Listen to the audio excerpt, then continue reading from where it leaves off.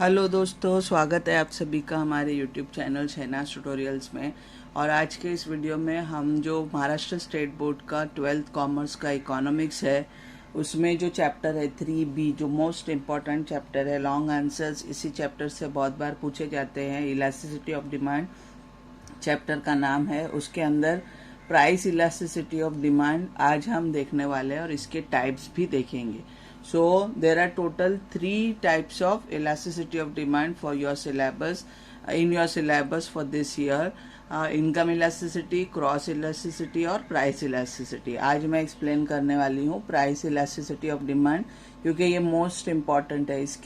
इसका मीनिंग और टाइप्स जो है वो बहुत बार एग्जाम में 8 मार्क्स के लिए पूछा जा चुका है। तो ये आंसर बहुत इम्पॉर्टेंट है। ये आंसर आपको प्रिपेयर करना है तो आपको 8 मार्क्स लॉन्ग आंसर के पक्के मिल जाएंगे। तो आइए स्टार्ट करते हैं। Price elasticity of demand definition.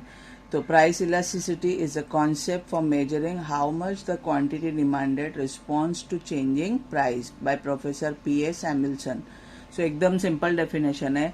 Price elasticity में हम क्या मेजर करते हैं कि डिमांड में कितना चेंज हुआ, डिमांड ने कितना रिस्पॉन्स की टू चेंजिंग प्राइस। मतलब जब प्राइस की वजह से डिमांड चेंज होती है, डिमांड रिस्पॉन्स करती है, तो उसे हम कहेंगे प्राइस इलास्टिसिटी ऑफ डिमांड। तो it refers to the degree of responsiveness of quantity demanded of a commodity to a change in its price. इसका मतलब क्या है कि जब क्वांटिटी डिमांडेड जो है वो चेंज हो रही है because of change in price, तो वो डिग्री ऑफ रिस्पॉन्सिवनेस को ही हम प्राइस इलास्टिसिटी ऑफ डिमांड कहते हैं। It may be measured as ratio of percentage change in quantity demanded to percentage change in price.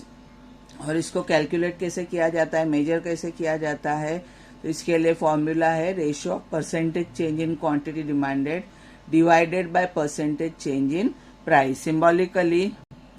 Symbolically formula format में हम इसे कैसे लिखेंगे, price elasticity of demand is equal to percentage change in quantity demanded divided by percentage change in price. मतलब demand change हो रही है because of price, कितनी चेंज हुई, कितना डिग्री ऑफ रिस्पॉन्सिवनेस था, इसको कैलकुलेट करने को ही कहते हैं प्राइस इलास्टिसिटी ऑफ डिमांड। तो प्राइस इलास्टिसिटी ऑफ डिमांड में quantity demanded will change because of change in price and कितना परसेंटेज चेंज हुआ, कितना रिस्पॉन्सिवनेस था, वो कैलकुलेट करने को ही हम कहेंगे price elasticity of demand. So this is the formula, percentage change in quantity demanded divided by percentage change in price.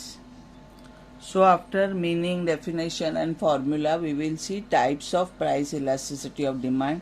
This is the most repeated question in board exam. Types बहुत बार long answer में 8 marks के लिए पूछा है।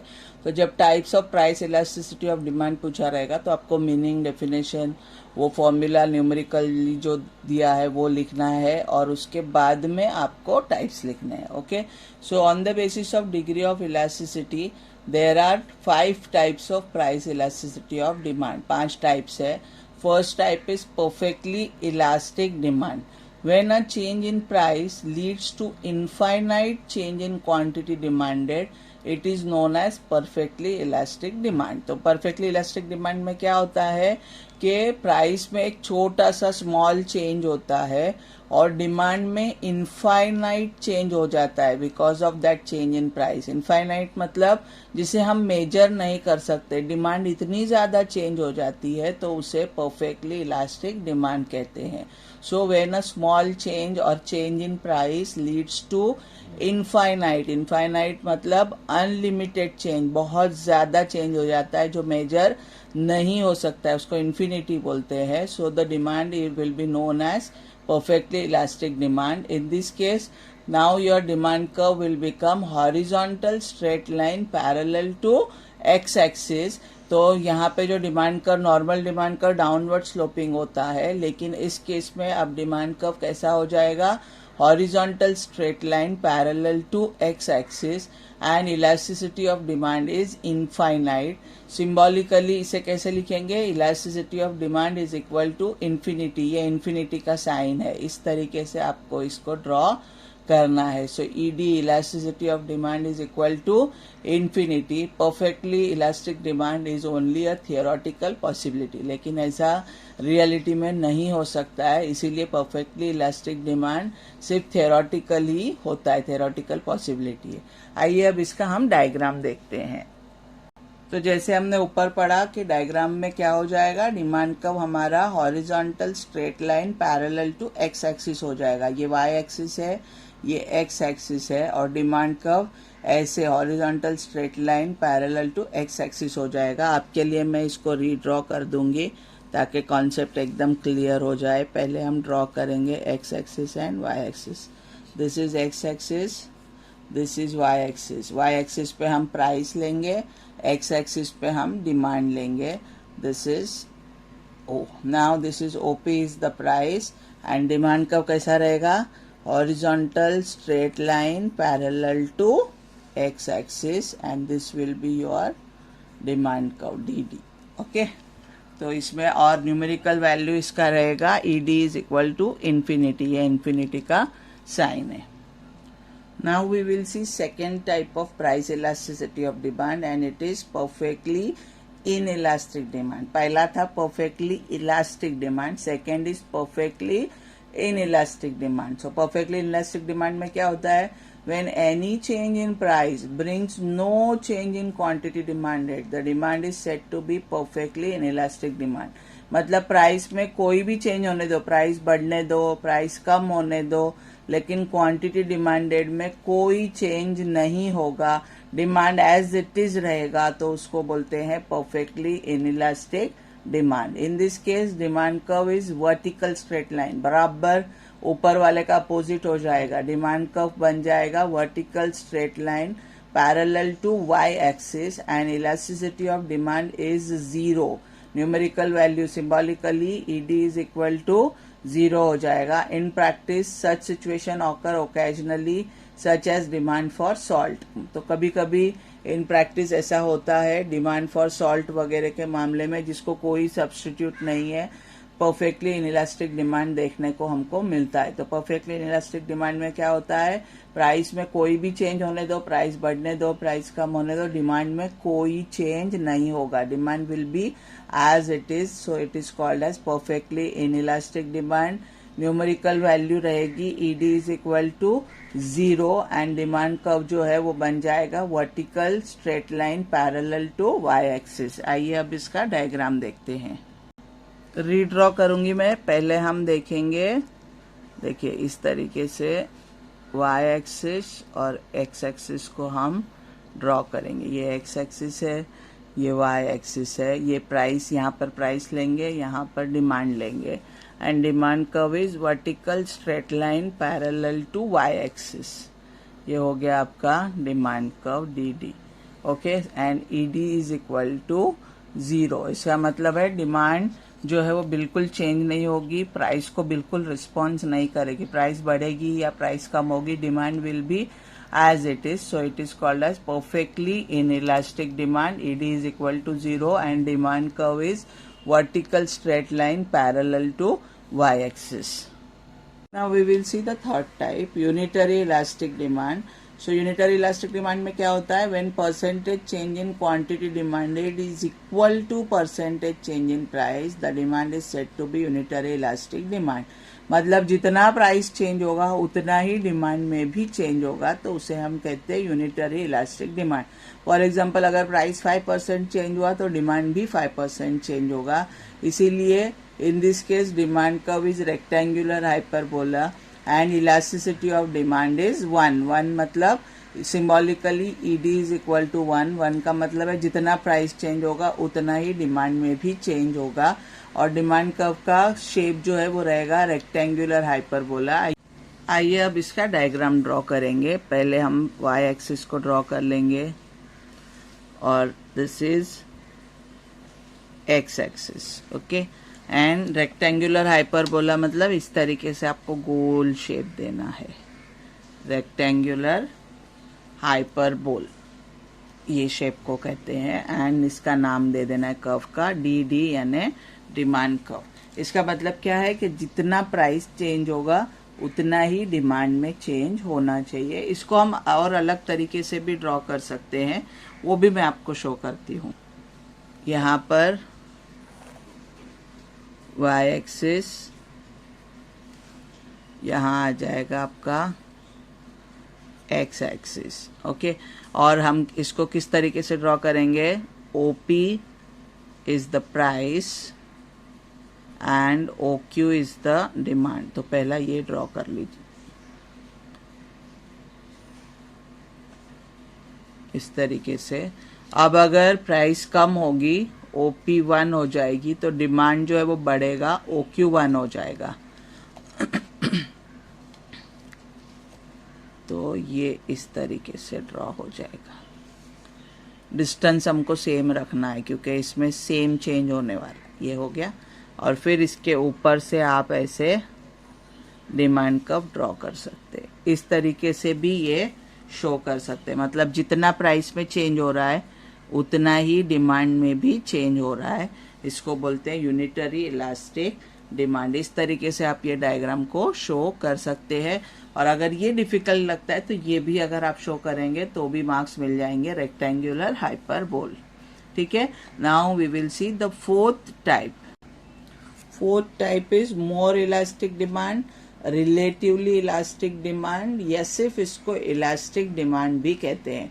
You should not get confuse with perfectly elastic demand and elastic demand, दोनों में फर्क है। परफेक्टली इलास्टिक डिमांड का एक ही नाम है लेकिन इसके 3 नाम है। मोर इलास्टिक डिमांड, इसको रिलेटिवली इलास्टिक डिमांड भी बोलते हैं या सिर्फ इलास्टिक डिमांड भी बोलते हैं। तीनों नाम इसके लिए लिखियो, कभी कभी डिस्टिंग्विश में बच्चे कंफ्यूज हो जाते हैं। सिर्फ इलास्टिक डिमांड पूछा है तो फिर वो लोग परफेक्टली इलास्टिक डिमांड का लिख देते हैं, तो वैसा नहीं करना है आपको, इसीलिए तीनों नाम लिखे। एग्जाम में आप एक ही नाम लिखोगे तो भी चलेगा। तो मोर इलास्टिक डिमांड नाम में ही आपको डेफिनेशन मिल जाएंगी। Let us see, when the percentage change in quantity demanded is greater or more than the percentage change in price, the demand is said to be more elastic demand. तो more elastic demand में क्या होता है? Percentage change in price को जब demand response करती है तो डिमांड ज्यादा चेंज होती है, मोर चेंज होती है। इसका मतलब फॉर एग्जांपल अगर प्राइस 10% चेंज हुई है तो डिमांड 20% चेंज होगी। तो इसको हम बोलेंगे more elastic demand. When percentage change in quantity demanded is greater और more than the percentage change in price, the demand is said to be more elastic demand. In this case demand curve will become flatter. Flatter मतलब जो slowly slope करेगा downward, slowly नीचे की तरफ जाएगा। And elasticity of demand is greater than 1। Symbolically ED is greater than 1, मतलब ED जो है वो प्राइस से ज्यादा रिस्पॉन्स करेगी, इसीलिए न्यूमेरिकल वैल्यू क्या आएगा? ED is greater than 1। Okay, आइए इसका डायग्राम देखते हैं। डायग्राम में भी ये प्रूफ करेंगे हम कि डिमांड कैसे प्राइस को ज्यादा रिस्पॉन्स करती है। ये हम इसका डायग्राम ड्रॉ करते हैं मोर इलास्टिक डिमांड का। So this is Y axis and this is X axis. Y axis पे हमने प्राइस लिया है, एक्स एक्सिस पे डिमांड लिया है। Now we will draw the demand curve. तो डिमांड कर्व हमारा जो है वो फ्लैट रहेगा इस तरीके से। फ्लैटर मतलब जो स्लोली नीचे आएगा। आप अगर इतना भी ड्रॉ किए तो एग्जाम में इनफ है, और अगर डिटेल में ड्रॉ करना है तो इस तरीके से आपको शो करना पड़ेगा। Original price OP, so original demand is OQ। ये हो गया आपका original. OP is the price, OQ is the demand. Now if price decreases and price becomes OP1, demand will increase and demand will become OQ1. Demand जो है वो बन जाएगा OQ1। तो यहाँ पर आप क्लियरली देख सकते हैं कि P से प्राइस कितना हुआ?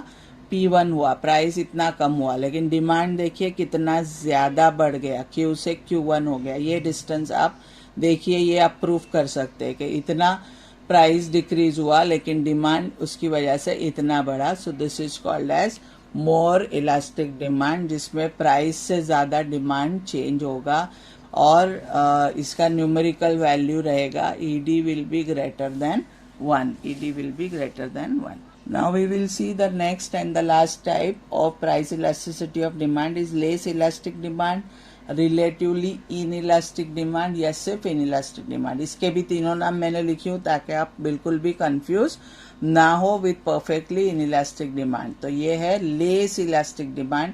लेस इलास्टिक डिमांड को रिलेटिवली इनइलास्टिक डिमांड भी बोलते हैं या इनइलास्टिक डिमांड भी बोलते हैं। When the percentage change in quantity demanded is less than percentage change in price, the demand is said to be less elastic demand। मतलब जब प्राइस चेंज होगा और डिमांड उसकी वजह से जब चेंज होगा तो वो लेस देन प्राइस चेंज होगा। फॉर एग्जांपल प्राइस 20% चेंज होगा लेकिन डिमांड रिस्पॉन्स में उसके सिर्फ 10% ही चेंज होगा, तो उसे हम कहेंगे less elastic demand. When percentage change in quantity demanded is less than percentage change in price, the demand is said to be less elastic demand। in this case demand curve steeper हो जाएगा। steeper मतलब जो बहुत fast नीचे की तरफ आएगा, slopes very fast towards downward। here elasticity of demand is less than 1। symbolically कैसे लिखेंगे, ED is less than 1। तो आइए इसका आप डायग्राम देखते हैं। डायग्राम में यहाँ पर प्राइस रहेगा y एक्सिस, एक्स एक्सिस पर डिमांड रहेगा एंड डिमांड कर्व जो है वो it slopes very fast to downwards, demand curve D. Okay, इतना भी अगर कर्व का शेप आपने एक्सप्लेन किया तो भी चलेगा। डिटेल में एक्सप्लेन करना है तो कैसे करोगे आप, O P is your original price and this is your demand, original demand. OD is the OQ is the quantity demanded, right। अब नाउ प्राइस फॉल हो गया, OP से OP1 हो गया, प्राइस नीचे की तरफ आ गया। डिमांड बढ़ा लेकिन डिमांड आप क्लियरली देख सकते हैं कितना बढ़ा, बहुत कम बढ़ा compare to price. OQ1 is the increase in demand. यहाँ पर देख सकते हैं आप प्राइस इतना ज्यादा चेंज हुआ लेकिन डिमांड कंपैरिजन में सिर्फ इतना ही बढ़ा, मतलब कम बढ़ा। प्राइस जितना चेंज हुआ उतना डिमांड चेंज नहीं हुआ, इसी को कहते हैं लेस इलास्टिक डिमांड। अगर ये डिफिकल्ट लगता है तो सिर्फ स्लोप ऑफ द कर्व भी आप दिखाएंगे तो भी चलेगा। So in all we saw all 5 types of price elasticity of demand. पहला था हमारा परफेक्टली इलास्टिक डिमांड और परफेक्टली इनइलास्टिक डिमांड, दो का पेयर करके भी आप याद कर सकते हैं और एक यूनिटरी बीच में। तो पहला और दूसरा परफेक्टली इलास्टिक डिमांड जिसमें क्या रहेगा, ED is equal to infinity. Then perfectly inelastic demand, ED is equal to 0। ये दो पेयर याद कर लो। उसके बाद बीच वाला क्या है, यूनिटरी इलास्टिक डिमांड जिसमें डिमांड और प्राइस सेम चेंज होते हैं तो ED इज इक्वल टू 1 होता है। Then we saw more elastic demand. More elastic demand में प्राइस जितना चेंज होगा उससे डिमांड ज्यादा चेंज होगा, मोर चेंज होगा, सो मोर इलास्टिक डिमांड। और लेस इलास्टिक डिमांड में जितना प्राइस चेंज होगा उसके कंपैरिजन में डिमांड कम चेंज होगा, लेस इलास्टिक डिमांड होगा। And here ED will be less than 1। इस तरीके से ऑल 5 मैंने आपको एक्सप्लेन की हूँ। अगर कोई भी डाउट है तो प्लीज मुझे कमेंट सेक्शन बॉक्स में लिखिए और अगर ये वीडियो पसंद आया हो, यूजफुल लगा हो तो प्लीज इसे ज्यादा से ज्यादा अपने दोस्तों के साथ शेयर कीजिए, लाइक कीजिए और अगर मेरे चैनल पे नए हैं तो इसे सब्सक्राइब करना ना भूलिए। Thank you so much for watching.